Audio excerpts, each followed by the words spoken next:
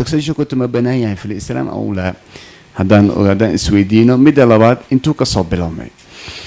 هدان علماء السوق بتن محا taxation كما بنايا مثل ما بنانا قاربا وحيير هذا ما بنانا ما كلا ودي محوبا على بحير هذا النبي صلى الله عليه وسلم عليه أحاديث صارتي نهى عن المكس المكس وحوي وحيابها دتك حوق اللي وقعه ضرائب تاعه سيدا درادد علماء وحير هذا ما بنانا بإن لقى قاضه ومحال السمينة وحير دتك وحلقة قاضه يزكو هذه الزكاة لقى قاضه كفي لن تكسشن ما لقى قاضه وهلا قلت بتري وحل سيدا الشيء سلمى وحل الديدة هنا وحوي دتك إن لقصبه xoolana laga qaado xoolaha laga qaadayana waxba aan lagu qaban boqortooyada ee guri waaweyn ku dhisato dadku aan waxba loo qaban taasa la diidayo dulmiga ah laakiin dadku hadii wax laga qaado waxa laga qaada dadkana dib loogu celiyo oo waxa way dhaqaalahooda iyo wadankooda lagu dhiso iyo jidadka lagu dhiso iyo horumarka wadanka la gaarsiiyo ciidanka lagu dhiso waa wax wanaagsan baan yiri wax diidaya malaha الإمام الباجي من الشافعية وحلية إمام الباجي أسأل وحلية هاي هدي لو بعضه مالك مال هدي لو بعضه بيت المال كان وحي زكاة لسوء أرورية أي يرادان أي سنكفلنين وحلو باهن هاي وبنانت هاي إن دتك wax زايد laga qaado marka dadka banaynayo culimada banaynayo si loo badan yahay aqliga uu keenayo maanta la joogo in hadii dadkii zaka laga qaaday oo 2.5% ah markay tahay commercial dadkii hadii zaka laga qaado baytul maal kana uu buuxo taxation policy marka dawladda uma baahno waayo wax kasta oo dawladda ay sameynayso lacag u haysataa maalkeedana uu buuxa marka dadka inay wax kale ka qaado ma baahan laakiin hadii baytul maalkii zakada markii la aruuriyay kadib weli loo baahday budget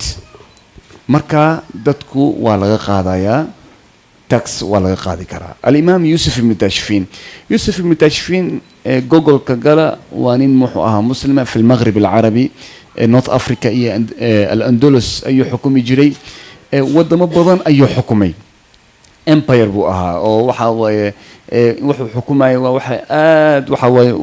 u badan buu Yusuf ibn Tashfin systemka uu ku socdo system aad u wanaagsan buu ahaa Yusuf ibn Tashfin culimadu shiriyay markii baytul maalka the expansion of the government expansion ba ku dhacay meel badan bay gaareen meelaha ay gaareen waxay u baahan yihiin askartii in waxa way la siiyo equipments waxay u baahan yihiin weapons la siiyo waxay u baahan yihiin in askar kale badan la qoro salaries bay u baahan yihiin reerahooda in la dhaqay u baahan yihiin maxaa dhacay markii wuxuu culimadu shiriyay waxa la isku ogolaaday ku tashadeen culimada dhan in dadku tax laga qaado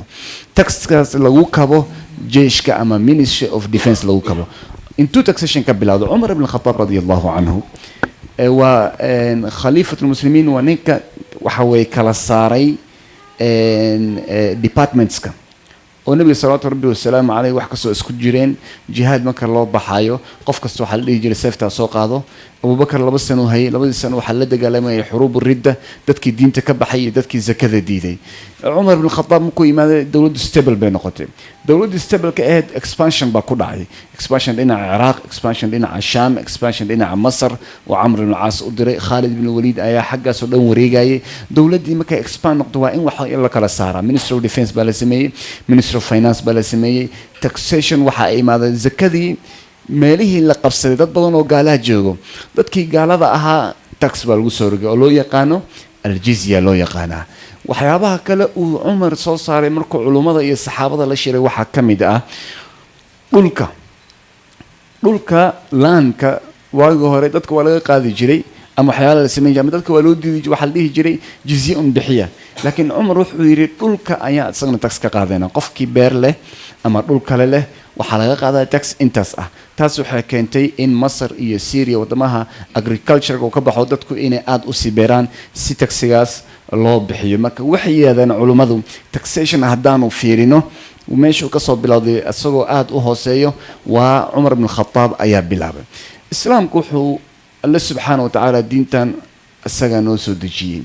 تتكونا السجا أبوري وحي مصالح كينايو oo dadka jiritaankooda keenayo cimaaratul ardi keenayo waa muhim waana waajib in la sameeyo lidalika qaacida fiqhiya waxay leedahay ma la yatimu alwaajibu illa bihi fahuwa waajib wixii aan waajib la'aantii ku dhamaystirmaynin ma la yatimu alwaajib oo waajibku ku dhamaystirmaynin illa bihi kaas mooyaane fahuwa waajib asaga naftigiisa waa waajib mathalan dadku in ay helaan sixa health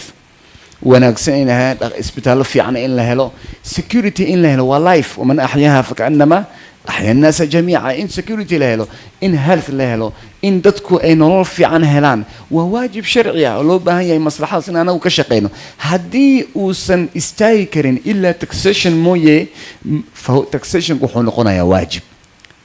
waa la fahmaa umaleynaya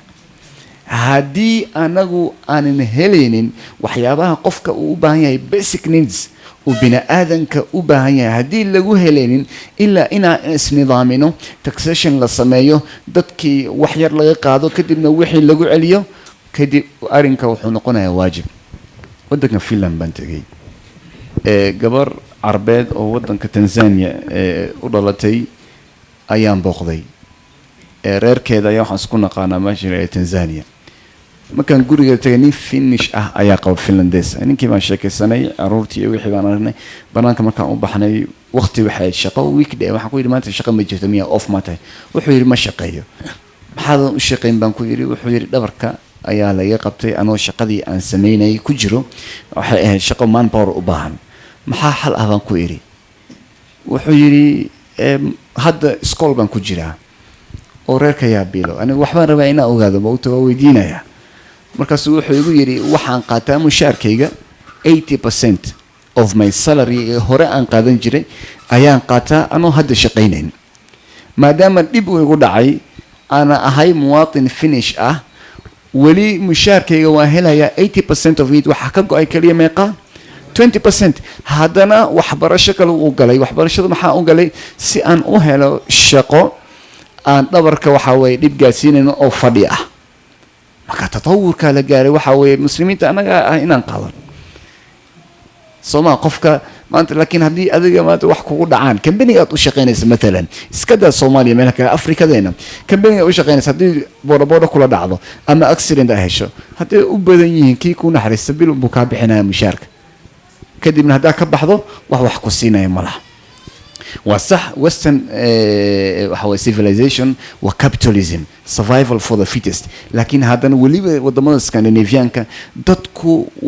wax badan in dadku wax loo qabto healthooda wax loo qabto waxyaalo badan way isku dayeen wayna xakameeyeen qofku markaad shaqeyso تقريبا waxa tax kaga go'ay 34% ama ka badan of your income marka la isku daro revenue iyo waxyaalaha kale iyo guriga iyo waxyaalo badan oo tax laga qaado ilaa 40-50% buu imaanaya laakiin 50% oo ku soo haray wax badan buu adiga ku taraya oo way ku anfacaysaa kadib waxa kale oo soo haray disaster haduu imaado mesela disaster tax bajiro tax waxa laga qaado waxyaalaha qaar disaster imaana earthquake baa dhacayo waa arkaysa hadda waxa dhacay maxaa la Michael bay u bixiyeen waagi hore waxa loo Indonesia iyo kan hadda Mareykanka hadda ka dhacayo waxa u bixiyeen Michael waagi hore waxa u bixin jireen Katrina iyo dumar un baa loo bixin jiray kana ugu hore wax nin loo bixiyay Michael ka hadda dhacay waxaan ka arkay TV-ga dadku already 2 days before baa waxa way dadka loo bixinaya waxa dadkii waa laga saaraya magaalo dhan ka waran oo la raraayo oo ka baxayso meesha oo meel kale loo rarayo haddana dadkii wixii dhacay waa laga sii barandagaya wixii la sameyn karo intaas oo dhan waxa ku timaada horumarka iyo dadku inay mid noqdaan